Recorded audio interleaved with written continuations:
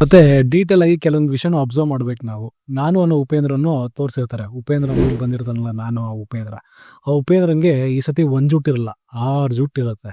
6 ಜುಟ್ಟು ಅಂತಂದ್ರೆ ಅರಿಷದ್ ವರ್ಗಾಸ್ ಅಂತಾನೂ ಕರಿಬೋದು ನಾವು. ಕಾಮ, ಕ್ರೋಧ, ಲೋಭ, ಮೋಹ, ಮದ, ಮಾತ್ಸರ್ಯ ಅಂತ ಈ 6 ಜುಟ್ಟನ್ನ ಇಟ್ಕೊಂಡಿರೋವನೇ ಆ ಈಗೋ, ನಾನು ಅನ್ನೋನು ಅಂತ.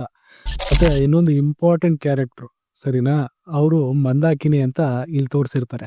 ಮಂದಾಕಿನಿ ಬಂದು ಅದೇ ಒಂದು ಬಿಲ್ನ ಬರ್ದಿರ್ತಾರಲ್ಲ, ಶ್ರೀಮಂತಿ ಇರ್ತಾಳಲ್ಲ ಅವಳು. ನಿಜವಾಗ್ಲೂ ಮಂದಾಕಿನಿ ಮೀನಿಂಗ್ ನೋಡಿ, ಗ್ಯಾಲಕ್ಸಿ ಅಂತ ಅರ್ಥ.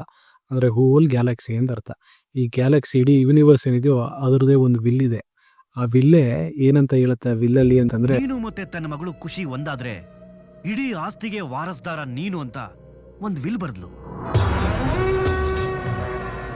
ಆತರ ವಿಲ್ ಬರ್ದ ಮಂದಾಕಿನಿ ಹೋದ್ಮೇಲೆ ನೀನ್ ಯಾರು ಅಂತ ಗೊತ್ತಾಗತ್ತೆ. ನಿಜವಾಗ್ಲೂ ನಾನು ಅನ್ನೋದು ಹೋದ್ಮೇಲೆ ನೀನ್ ಯಾರು ಅಂತ ಗೊತ್ತಾಗತ್ತೆ. ನೀನು ಅನ್ನೋದು ಹೋದ್ಮೇಲೆ ಖುಷಿನ ನಿಮ್ ನೋಡ್ಕೊಂಡು ಬರ್ತಾಳೆ, ಸರಿನಾ. ಯಾವಾಗ್ಲೂ ಆ ನೀನುಗೆ ಆ ಖುಷಿ ಮದ್ವೆ ಆಗುತ್ತೋ ಆಗ ಇಡೀ ಆಸ್ತಿ, ಇಡೀ ಯೂನಿವರ್ಸೇ ನಿಂದು ಅಂತ ಅರ್ಥ. ಎಷ್ಟು ಸಿಂಬಾಲಿಕ್ ಆಗಿ ತೋರಿಸ್ತಾ ಇದಾರೆ ನೋಡಿ. ನೆಕ್ಸ್ಟ್ ಸೀನೆ ಟೆನ್ನಿಸ್ ಕೃಷ್ಣ ಅವ್ರದ್ದು ಇಂಟ್ರೊಡಕ್ಷನ್. ಅವ್ರ ಹೆಸರು ಬಂದು ಉಳ ಅಂತ, ಇದ್ರಲ್ಲಿ ಬೇರೆ ಯಾವ ಹೆಸರು ತೋರಿಸಲ್ಲ, ಉಳ ಅಂತ ತೋರಿಸ್ತಾರೆ.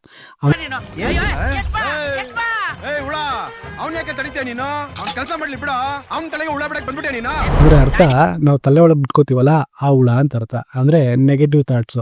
ಅಯ್ಯೋ, ನಾವು ಪ್ರೆಸೆಂಟ್ ಅಲ್ಲಿ ಇದ್ರೆ ಫ್ಯೂಚರ್ ಬಗ್ಗೆ ಯೋಚನೆ ಮಾಡ್ಲಿಲ್ಲ ಅಂದ್ರೆ ಹೆಂಗ್ ಬದುಕೋದು, ನಾಳೆಗೋಸ್ಕರ ಕೆಲಸ ಮಾಡ್ಲಿಲ್ಲ ಅಂದ್ರೆ ಹೆಂಗ್ ಬದುಕೋದು, ಅದನ್ನ ರಿಪ್ರೆಸೆಂಟ್ ಮಾಡ್ತಾರೆ ಈ ಕ್ಯಾರೆಕ್ಟರ್.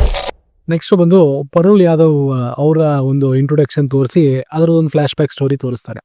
ಪರುಲ್ ಯಾದವ್ ಬಂದು ಒಂದು ಕಲ್ಪನೆ, ಅಂದ್ರೆ ಒಂದು ಇಮ್ಯಾಜಿನೇಷನ್ ಅಷ್ಟೇ. ಅದ್ಭುತ. ಆ ಹುಡುಗಿದು ಬಹಳ ಒಳ್ಳೆ ಕಲ್ಪನೆ. ವಾಟ್? ಕಲ್ಪನೆನಾ? ಇಲ್ದಿರೋದನ್ನ ಇದ್ದಾಗ ಹೇಳೋದು ಕಲ್ಪನೆ. ಆ ಕಲ್ಪನೆ ನೀನ್ ಬಹಳ ಚೆನ್ನಾಗಿ ತಲೆಯಲ್ಲಿ ಇಟ್ಕೊಂಡು ಕಲ್ಪನೆ ಮಾಡ್ಕೊಂಡು ನನ್ನ ಕೇಳ್ತಾ ಇದೀಯಾ. ಆ ಕಲ್ಪನೆ ನೀನ್ ನಿಜ ಅನ್ಕೊಂಡ್ರೆ ನಿಜ, ಸುಳ್ಳು ಅನ್ಕೊಂಡ್ರೆ ಸುಳ್ಳು. ನಾನ್ ಅನ್ಕೊಳಲ್ಲ, ನೀನ್ ಹೇಳು ನಿಜ ಏನು ಅಂತ. ನಿಜ ಹೇಳೋದಲ್ಲ, ಅದು ಇರೋದು. ಈಗ ನಿನ್ ಮುಂದೆ ಕಾಣ್ತಿರೋದು ಮಾತ್ರ ನಿಜ. ನಿನ್ ತಲೆಯಲ್ಲಿದೆಯಲ್ಲ ಅದೆಲ್ಲ ಸುಳ್ಳು. ಏನೇ ನಾವು ಪ್ರೆಸೆಂಟ್ ಮೂಮೆಂಟ್ ಅಲ್ಲಿ ಇದ್ರು, ಖುಷಿ ನಮಗ್ ಬಂದ್ರು, ನಾವು ಕೆಲವೊಂದ್ಸತಿ ಕಲ್ಪನೆಗಳಿಂದ ನಾವು ಆ ಖುಷಿನ ಹಾಳು ಮಾಡ್ಕೊಳಕ್ ಹೋಗ್ತೀವಿ. ಆಮೇಲೆ ಖುಷಿಗೆ ಅರ್ಥ ಆಗುತ್ತೆ ಇದು ನಿಜ ಅಲ್ಲ, ಸುಳ್ಳು ಅಂತ.